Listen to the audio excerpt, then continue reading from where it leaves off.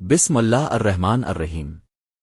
یہ ایک سفر کی کہانی ہے، ایسا سفر جو وقت کے ساتھ نہیں بلکہ ایمان کے ساتھ جڑا ہوا ہے، ایسا سفر جو انسان کو زمین سے اٹھا کر آسمانوں کی بلندیوں تک لے جاتا ہے۔ جب رات اپنی گہرائی میں ہوتی ہے، جب دنیا سو رہی ہوتی ہے، جب خاموشی ہر طرف چھائی ہوتی ہے، تب ایک مومن جاگتا ہے۔ وہ نیند سے اٹھتا ہے مگر حقیقت میں وہ غفلت سے اٹھ رہا ہوتا ہے۔ وہ پانی پیتا ہے مگر حقیقت میں وہ رحمت پی رہا ہوتا ہے۔ وہ چند لقمے کھاتا ہے مگر حقیقت میں وہ عبادت جمع کر رہا ہوتا ہے۔ یہ سحری کا وقت ہے، یہ برکت کا وقت ہے، یہ قبولیت کا وقت ہے۔ گھر کے اندر نرم روشنی ہوتی ہے، چہرے پر سکون ہوتا ہے، دل میں نیت ہوتی ہے، اللہ میں تیرے لیے روزہ رکھتا ہوں۔ پھر فجر کی اذان بلند ہوتی ہے، فضا میں نور پھیل جاتا ہے، دل کانپ جاتے ہیں، روح بیدار ہو جاتی ہے۔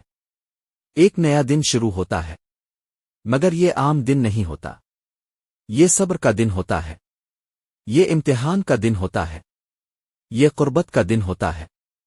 سورج آسمان پر چڑھتا ہے، گرمی بڑھتی ہے، پیاس شدت اختیار کرتی ہے، ہونٹ خشک ہو جاتے ہیں، مگر ایک مومن کے دل میں یقین زندہ ہوتا ہے۔ میرا رب مجھے دیکھ رہا ہے، وہ کام کرتا ہے، وہ لوگوں سے ملتا ہے، وہ ذمہ داریاں پوری کرتا ہے، مگر اس کے اندر ایک خاموش عبادت جاری رہتی ہے۔ جب کوئی پانی پیتا ہے وہ نہیں پیتا، جب کوئی کھاتا ہے وہ نہیں کھاتا، کیونکہ اس کے دل میں اللہ کی محبت زیادہ ہوتی ہے۔ یہی روزہ ہے، یہی اخلاص ہے۔ دن گزرتا ہے، جسم تھکتا ہے، مگر روح مضبوط ہوتی جاتی ہے۔ شیطان وسوسے ڈالتا ہے، نفس بہکانے کی کوشش کرتا ہے، غصہ ابھرتا ہے، خواہش جاگتی ہے، مگر ایک مومن رک جاتا ہے۔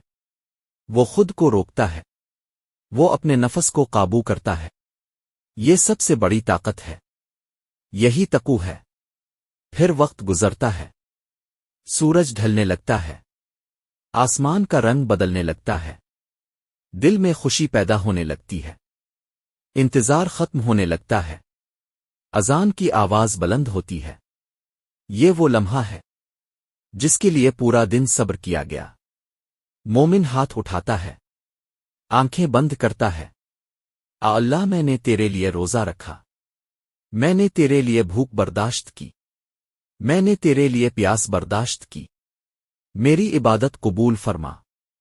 پھر وہ پہلا گھونٹ پانی پیتا ہے، وہ پہلی کھجور کھاتا ہے۔ اس لمحے کی لذت دنیا کی ہر نعمت سے زیادہ ہوتی ہے۔ یہ صرف افطار نہیں، یہ اللہ کا انعام ہے۔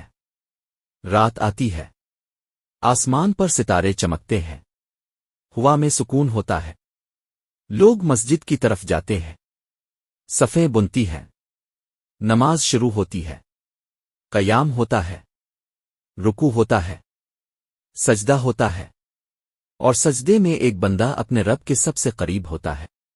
آنکھوں سے آنسو نکلتے ہیں، دل نرم ہو جاتا ہے، گناہوں کا بوجھ ہلکا ہونے لگتا ہے۔ قرآن کی تلاوت فضا میں گونجتی ہے، ہر لفظ دل میں اترتا ہے۔ یہ وہ مہینہ ہے جس میں رحمت برستی ہے، جس میں مغفرت ملتی ہے، جس میں جہنم سے آزادی ملتی ہے۔ پھر دن گزرتے ہیں، راتیں گزرتی ہیں، عبادت بڑھتی ہے، شوق بڑھتا ہے۔ پھر آخری دن آ جاتے ہیں، دل میں عجیب سی کیفیت ہوتی ہے، خوشی بھی ہوتی ہے، اداسی بھی ہوتی ہے۔ خوشی اس لیے کہ عبادت کا موقع ملا، اداسی اس لیے کہ مہینہ جا رہا ہے۔ پھر ایک خاص رات آتی ہے، خاموش رات، نورانی رات، برکت والی رات۔ زمین پر سکون اتر آتا ہے، آسمان پر روشنی پھیل جاتی ہے، فرشتے نازل ہوتے ہیں، رحمت نازل ہوتی ہے۔ یہ وہ رات ہے جو 1000 مہینوں سے بہتر ہے۔ جو مانگنا ہے مانگ لو، یہ قبولیت کا وقت ہے۔